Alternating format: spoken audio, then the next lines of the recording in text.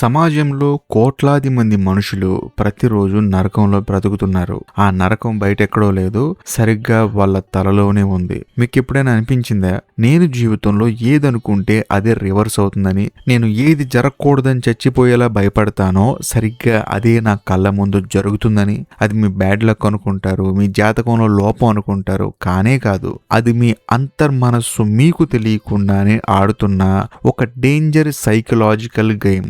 ఏ విపత్తు చూసి మీరు వణికిపోతున్నారో దాన్ని మీ చేతులతో మీరే ఆహ్వానిస్తున్నారు. మన మనస్సు మనల్ని ఎలా మోసం చేస్తుందో ఎప్పుడైనా గమనించారా?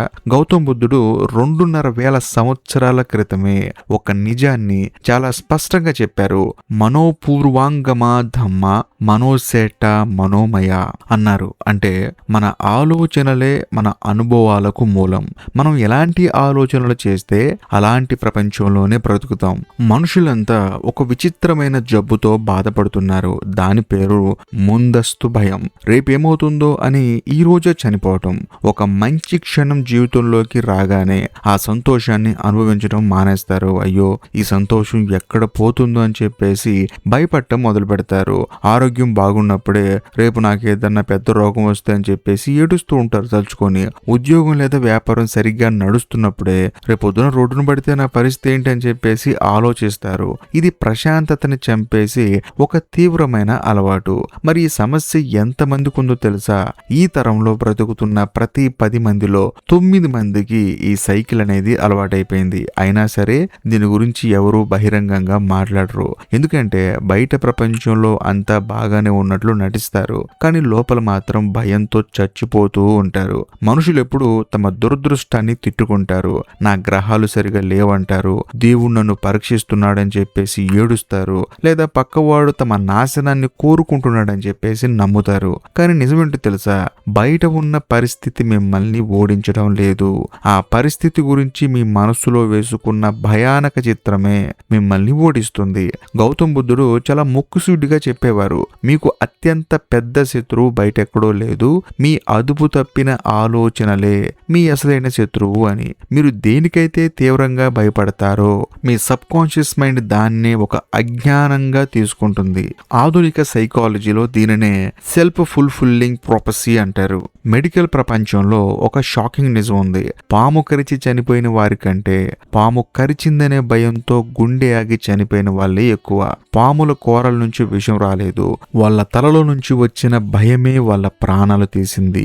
దీన్నే నొసీబో ఎఫెక్ట్ అంటారు. మీ మనస్సు నెగిటివ్ గా ప్రోగ్రామ్ చేస్తే శరీరం స్వయంగా నరకాన్ని సృష్టిస్తుంది. ఇది మీ జీవితంలో ప్రతిరోజు జరుగుతుంది, కానీ మీరు దాన్ని దురదృష్టమనో కాలం కలిసి రావట్లేదని చెప్పేసి బూటకపు మాటలతో సమర్థించుకుంటున్నారు. అసలు ఈ భయం, ఈ సందేహం మన మనస్సులోకి ఎలా వస్తున్నాయో ఎప్పుడైనా ఆలోచించారా? పుడుతూనే ఎవరో భయంతో పుట్టరు, కానీ పెరిగే కొద్దీ ఈ సమాజం మన తలలోకి ఒక వైరస్ నెక్కిస్తుంది. అదే పోలిక, అసూయ మరియు అభద్రతా భావం. మన చుట్టూ ఉన్న ప్రపంచం నిరంతరం మనకు ఒకటే బోధిస్తుంది, నువ్వు పక్కవాడి కంటే వెనుకబడుతున్నావు, నీ దగ్గర అది లేదు ఇది లేదు అని.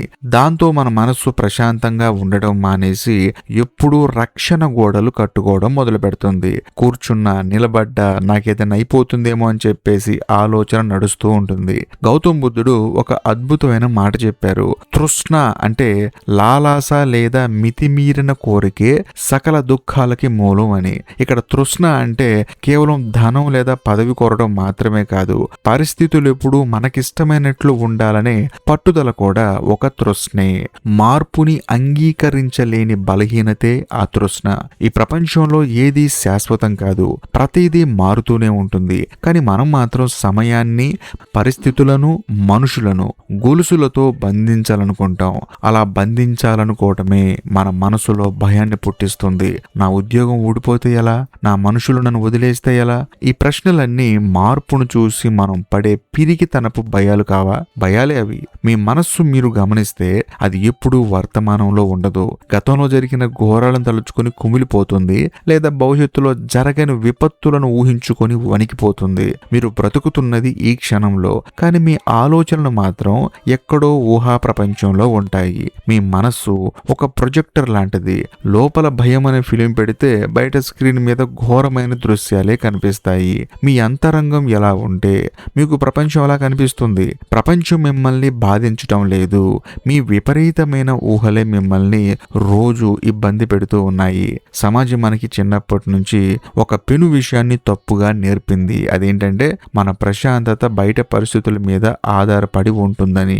ఆ ఉద్యోగం వస్తే నేను ప్రశాంతంగా ఉంటాను, ఆ బ్యాంకు ఖాతాలో అంత డబ్బు ఉంటే నాకు భయం పోతుంది, ఆ మనుషులు నాతో సరిగ్గా ఉంటే నా జీవితం బాగుంటుంది అని. ఇది అతిపెద్ద అబద్ధం.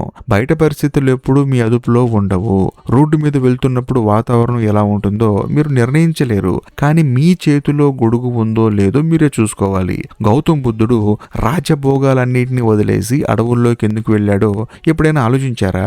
రాజ్యంలో ఉన్నంత కాలం ఆయన సకల సౌకర్యాలు ఉన్నాయి, కావాల్సినంత సైన్యం ఉంది, అధికారం ఉంది, అమితమైన ఐశ్వర్యం ఉంది. కానీ ఆ భౌతిక బంధాలేవి ఆయన మనస్సులోని అభద్రతను, భయాన్ని పోగొట్టలేకపోయాయి. రోగం, ముసలితనం, మరణం అనే సత్యాలను చూసినప్పుడు బయటి సంపద ఎంత శూన్యమో ఆయనకు అర్థమైంది. అందుకే ఆయన రాజ్యం వదిలేసింది భోగాలు అనుభవించడానికి కాదు, మనసులో ఉన్న అసలైన నరకానికి ముగింపు పలకడానికి. మనం మాత్రం ఇంకా భ్రమల్లోనే బ్రతుకుతున్నాం. మరింత డబ్బు, మరింత ఆస్తి, మరింత మంది మనుషులుంటే భయం పోతుందని అనుకుంటున్నాం. కానీ నిజమేంటంటే మీ దగ్గర వస్తువులు పెరిగే కొద్దీ వాటిని కోల్పోతానేమో అనే భయం కూడా రెట్టింపవుతుంది. మీరు బంధించే కొద్దీ బందీ అవుతారు. ఈ అసూయ, పోలికలు పెరిగే కొద్దీ మనస్సు అశాంతికి నిలయంగా మారుతుంది. పక్కవాడి ఎదుగుదల చూసి మీరు భయపడుతున్నారంటే మీలో ఆత్మవిశ్వాసం చచ్చిపోయిందని అర్థం. ఇలాంటి మైండ్ సెట్ తో మీరు ఎక్కడికి వెళ్ళినా, ఎంత సంపాదించినా నరకాన్ని అనుభవిస్తారు. ఈ మైండ్ ట్రాప్ నుంచి బయటపడటం ఎలా తెలుసుకోవాలంటే మొదట మీ ఆలోచనల వెనుక ఉన్న మోసాన్ని మీరు గుర్తుపట్టాలి. గౌతమ్ బుద్ధుడు చాలా ఆచరణాత్మకమైన విశ్లేషణ చేశారు. ఒక మనిషికి శరీరం మీద ఒక బాణం గుచ్చుకుంటే నరకం లాంటి నొప్పి పడుతుంది. ఆ తర్వాత అతను నాకెందుకు ఇలా జరిగింది, నన్ను ఎవరు కొట్టారు, నేను బ్రతుకుతానా లేదా అని చెప్పేసి ఆలోచిస్తూ మానసికంగా కుంగిపోతాడు. బుద్ధుడు దీన్నే రెండో బాణం అంటారు. మొదటి బాణం బయట పరిస్థితి, అది మీ చేతిలో లేదు. కానీ రెండో బాణం ఉంది చూసారా, అది మీ మనస్సు. మీపై మీరు వేసుకునే శారీరక, మానసిక హింస, మీకు వచ్చే భయాలు, ఆందోళనలు అన్నీ ఆ రెండో బాణం వల్లే వస్తున్నాయి. దాని నుంచి బయటపడటానికి ఒక ప్రాక్టికల్ పద్ధతి ఉంది. దాని పేరే క్యాచ్ అండ్ కరెక్ట్ టెక్నిక్. మీ తలలో ఒక నెగిటివ్ ఆలోచన రాగానే అయ్యో నా పని అయిపోయిందని చెప్పేసి భావోద్వేగాల్లో కొట్టుకుపోకండి. అక్కడ కొద్దిసేపు ఆగండి, సాక్షిగా నిలబడి ఆ ఆలోచనని చూడండి. ఒకవేళ అంత చెడుగా జరిగితే అని మనస్సు మిమ్మల్ని భయపెట్టిన మరుక్షణమే దాన్ని తిరిగి ప్రశ్నించండి. ఒకవేళ అంతా నేను అనుకున్న దానికంటే అద్భుతంగా జరిగే పరిస్థితి ఏంటి అని. మీ మనస్సుకి నెగిటివ్ ను పెంచడం ఎంత అలవాటో దాన్ని నిలదీసి పాజిటివిటీ వైపు తిప్పటం కూడా ఒక క్రమశిక్షణే. మీరు మీ అంతర్మనస్సుకు ఇచ్చే ప్రోగ్రామింగ్ ను మార్చాలి. రోజువారీ సంభాషణల్లో మీరు వాడే మాటలు గమనించండి. నాకు ఎప్పుడు కష్టాలు వస్తాయి, నా జాతకం ఇంతే అని చెప్పేసి మీ నోటితో మీరే శపించుకోవడం ఆపేయండి. పరిస్థితి ఏమైనా సరే దాన్ని ఎదుర్కొనే శక్తి నాలో ఉంది. ఏది జరిగినా అది నా మేలుకే, నా మంచికే మార్గంగా మారుతుంది అని బలంగా అనుకోవడం మొదలు పెట్టండి. ఇదేదో ఖాళీ మోటివేషన్ కాదు, మీ మెదడులో న్యూరో పాత్వేస్ ను మార్చే అసలైన సైన్స్ ఇది. మరొక అద్భుతమైన మార్గం మీ సృజనాత్మక శక్తిని, మీ అపారమైన అనుభవాన్ని గుర్తు చేసుకోవడం. మీరు మీ గత జీవితంలో ఎన్నో తుఫాన్లు దాటుకొని ఇక్కడ వరకు వచ్చారు. ఒకసారి వెనక్కి తిరిగి చూసుకోండి. అప్పట్లో ఈ సమస్య వస్తే నేను చచ్చిపోతాను, దీని నుంచి బయటపడటం నా వల్ల కాదు అని చెప్పేసి భయపడిన సందర్భాలు ఎన్నో ఉన్నాయి కదా. మరి ఈ రోజు మీరు బతికే ఉన్నారు కదా, ఆ సమస్యలని దాటుకొని ఇక్కడే నిలబడ్డారు కదా. అంటే పరిస్థితులను తట్టుకునే సత్తా, ఆ సమస్యలను ఎదుర్కొనే ధైర్యం మీలో ఇప్పటికే ఉన్నాయి, అలా ఉంటూనే ఉంటాయి. కానీ మైండ్ ఏం చేస్తుందో తెలుసా, మీ పాత విజయాలని మర్చిపోయేలా చేస్తుంది. కేవలం మీ ఓటములని, మీ భయాలని మాత్రమే మీ కళ్ళ ముందు నిలబెడుతుంది. అందుకే ఒక కాగితం తీసుకోండి. మీ జీవితంలో మీరు జయించిన అతిపెద్ద కష్టాలని, ఆ పరిస్థితుల్లో మిమ్మల్ని కాపాడిన మీ ధైర్యాన్ని రాసి రాసి పెట్టుకోండి. భయం మిమ్మల్ని వెంటాడినప్పుడల్లా ఆ కాగితాన్ని తెరిచి చూడండి. అప్పుడు మీ మైండ్కి ఒక బలమైన క్లారిటీ వస్తుంది. నేను పసిపాపను కాను, ఇదొక్కటే కాదు, ఎటువంటి కష్టాన్నైనా దాటగల శక్తి నాలో ఉంది అని.